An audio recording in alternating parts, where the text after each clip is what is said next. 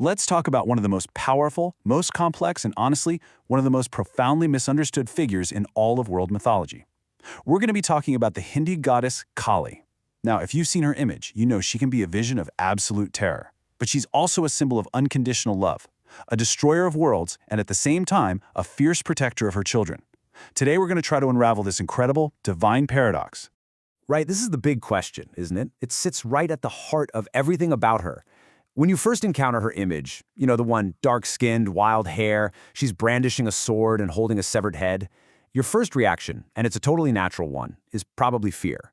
But then you learn that for millions and millions of people, that exact same image inspires this intense, deep, heartfelt love. So, how? How can both of those things be true? How can one single being embody such extreme, seemingly opposite poles of existence? That's the mystery we're really going to get into today.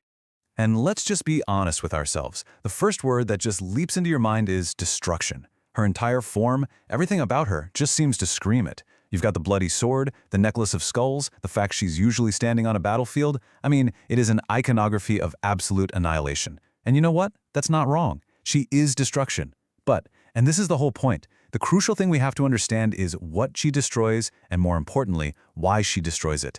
If you only see her as a symbol of chaos, you're only seeing one frame of a much, much bigger cosmic movie. Okay, so to begin unmasking this whole divine paradox, we have to start where all real understanding begins, with her name. The name Kali isn't just some random label, it's a deep philosophical statement. It's like a key that unlocks the very essence of who and what she is. So, confronting what her name actually means is the very first step to confronting her true nature. So her name, Kali, is the feminine form of this incredibly important Sanskrit word, Kala. And what's just fascinating is the sheer density of meaning they packed into this one single ancient word. Kala means time. It also means black. And it carries this inescapable, powerful meaning of death or fate. And she is all of these things, not one after the other, but all at once, simultaneously. She is the embodiment of time itself. She is the infinite darkness from which all things emerge, and she is the ultimate fate that consumes everything in the end. Let's break this down even more, because this is so fundamental to getting it. On one hand, you have she who is time. Now, in the Hindu worldview, time isn't just a straight line ticking forward from A to B. It's cyclical. Think of the universe like a great cosmic heart. It beats, and a universe is born, it lives, it's sustained, then the heart rests, and that universe dissolves back into pure potential, ready for the next beat. Well, Kali is the power behind that heartbeat. She's the force that drives the creation, the preservation, and yes, the inevitable destruction that has to happen to clear the slate for the next cycle. Now let's look at her as the Black One. This has nothing to do with race or ethnicity. This is a metaphysical statement. I want you to imagine the deepest, most absolute black you can possibly conceive of, like the void of deep space before a single star ever ignited. That blackness isn't empty space. It's the exact opposite. It's pregnant with the potential for everything. It is the ultimate reality, the formless ground from which every color, every shape, every star, every single life form emerges. So her blackness is both the womb of the entire universe and its ultimate tomb, the state to which everything eventually returns. She is the beginning and the end, all held within that primordial darkness. Okay, so we've got this philosophical foundation of her name in place. Now let's see how that deep meaning gets expressed visually. We're going to turn now to her iconography, her image. And it is absolutely essential that you understand this. Her image is not a literal portrait of a person, not at all. It is a dense, symbolic language. Every single element you see, from her wild, untamed hair to the very position of her feet, is like a word in a sentence, and that sentence communicates a profound spiritual truth. We're not just looking at a scary picture, we are learning how to read a sacred text. So, here's our roadmap for decoding that text.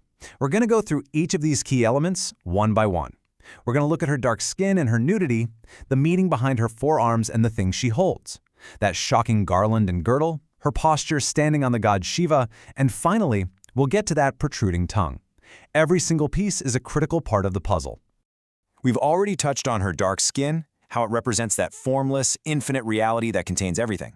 But her nudity, her Digambara state, which literally means sky-clad, is just as important. Think about it, in our world, clothes signify everything. Identity, status, our role in society, all our conventions. By being completely naked, Kali is showing us that she is beyond all of those coverings. She is transcendental to what Hindus call Maya. That's the cosmic illusion, the veil of all the names and forms and labels that we mistake for the real world. She is the raw, unconditioned truth, completely stripped of all pretense, all artifice, and all ego. She is reality as it truly is, not just as we perceive it to be. Her four arms, they represent her power reaching out in all four cardinal directions. It signifies her omnipresence. But they also reveal this perfect, beautiful, paradoxical balance. Just look at the left side, the side we see as destructive. In her upper left hand, she's holding the karga, the sword. But this isn't a sword for simple violence. It's the sword of divine knowledge, of jnana. Its entire purpose is to slice through the knots of our ignorance, our doubts, our attachments. And what does it sever? Well, it severs the head she's holding in her lower left hand. And this isn't just any head. It symbolizes the demon of the ego, that little voice inside us, that persistent sense of I and mine that keeps us feeling separate and trapped. But then, just look over at the right side. Her upper right hand is in what's called the Abhya Mudra, a gesture you see all over Eastern art that says simply, fear not. So while her left side is performing this terrifying, necessary surgery of ego death, her right side is offering absolute protection and reassurance. She's telling her followers, don't be afraid of this process. I'm here. I will protect you from all fear, especially the ultimate fear of death. And then her lower right hand is in the Varada Mudra, the gesture of granting boons, of giving gifts. She bestows all kinds of blessings, both material and spiritual, but including the ultimate gift of all, moksha, total liberation from the endless cycle of rebirth. So you see, her destructive side and her creative side are in this perfect, dynamic, and beautiful harmony. All right, let's tackle the most shocking parts of her outfit, the garland of heads and the girdle made of human arms. I mean, on the surface, it's pure horror movie stuff, but in this symbolic language, it is pure philosophy. The garland is made of 51 severed heads. Why 51? It's a very specific number. Because there are 51 letters in the Sanskrit alphabet, the matrika. In this tradition, these letters are considered the atomic building blocks of sound, of mantras, and therefore of all of creation itself in the manifest universe. So by wearing them, Kali is showing that she is the source code of reality, the origin of all language and all creation. The heads also represent the countless egos that she has liberated from bondage. And then you have the girdle of severed arms. In Hindi philosophy, arms and hands represent action, or karma. All of us are bound by the consequences of our actions, good and bad. By wearing a girdle of severed arms, Kali is demonstrating that for those who are devoted to her, the chains of karma are broken. Their actions are no longer driven by ego, and so they no longer create those binding consequences. So you see, what appears to be this macabre collection of body parts is actually a profound statement about the nature of reality and the path to ultimate spiritual freedom. And now we arrive at maybe the most profound and definitely the most misinterpreted symbol of all, Kali standing on the body of her consort, the great god Shiva. Now this is not an image of domination. This is not her defeating him in a fight. It is a depiction of one of the deepest truths in all of Tantric philosophy. This quote says it all. The world just cannot function without this union. So let's explore what that really means. In this philosophy, ultimate reality has two different aspects. First, you have Shiva, also called Purusha. He represents pure, formless, unchanging consciousness. He is the witness, the silent awareness that just is. Imagine him as a perfectly clear, blank movie screen. It's just there, still, silent, aware. But a blank screen doesn't do anything on its own. That's where Kali, also called Shakti, comes in. She is the dynamic, active energy that moves through the universe. She is the movie being projected onto the screen. She is all of creation, all of destruction, all of life, all the characters, all the action. Now Shiva, as pure consciousness, the screen, has no power to act on his own. He is the passive foundation. Kali, as pure energy, the movie, is the force that does absolutely everything. But energy without consciousness, to witness it, to give it form, is just chaos. So the image shows that Kali, the dynamic force of the universe, is always grounded upon and ultimately rests on the silent, unchanging foundation of pure consciousness, which is Shiva. They are not two separate beings. They are two inseparable aspects of a single reality. One is potential, the other is the expression of that potential. Energy and consciousness eternally intertwined. So far, we've looked at Kali's nature through all this static symbolism. But what happens when you put this cosmic force into motion?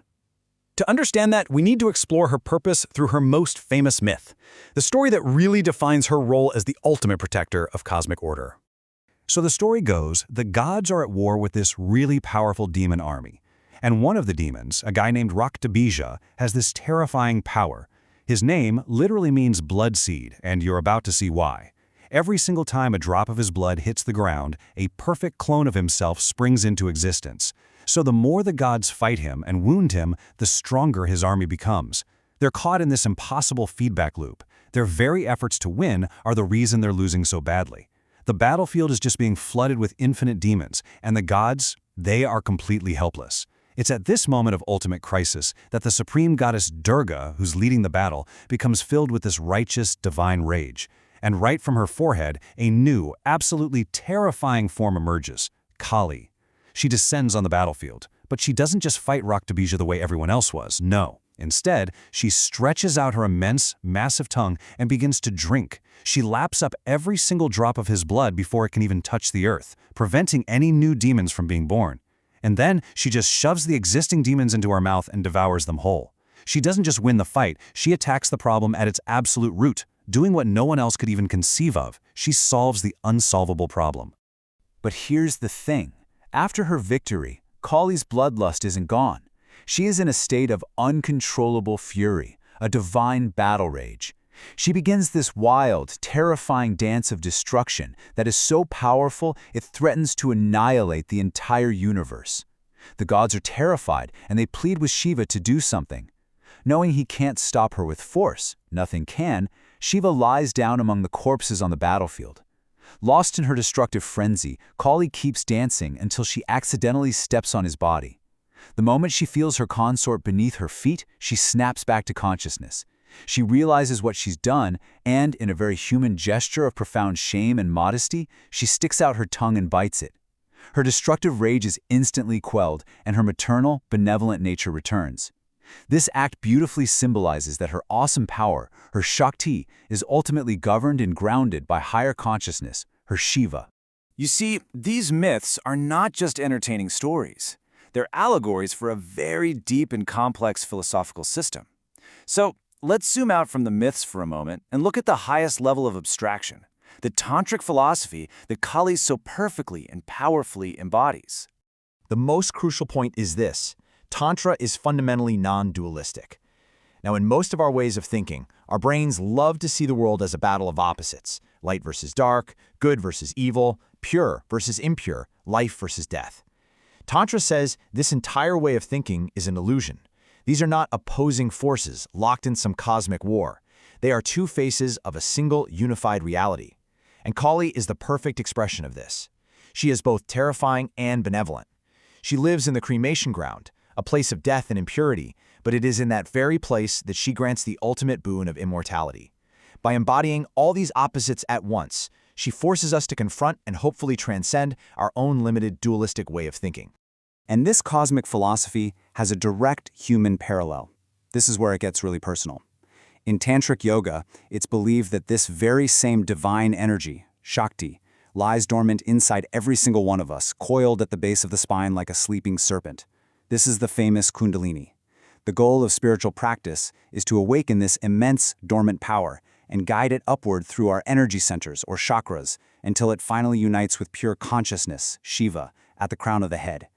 Kali, in all her wild, untamed, explosive glory, is the personification of that awakened Kundalini energy.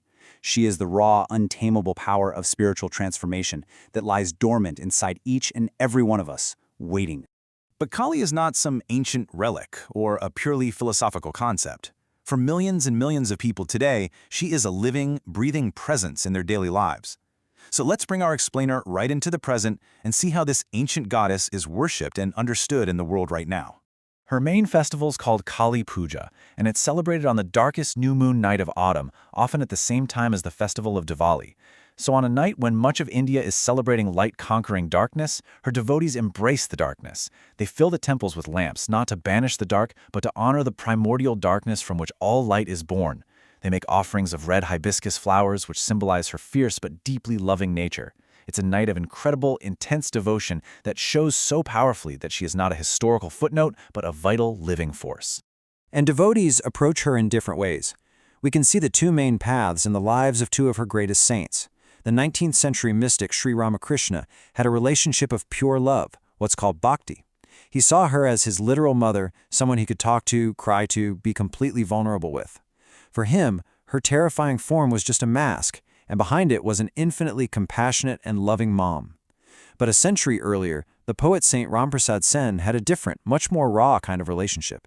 His songs are full of him arguing with her, complaining to her, and being in total awe of her terrifying power.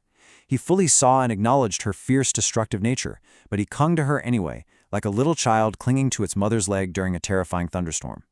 These two paths really show the beautiful complexity of devotion to her.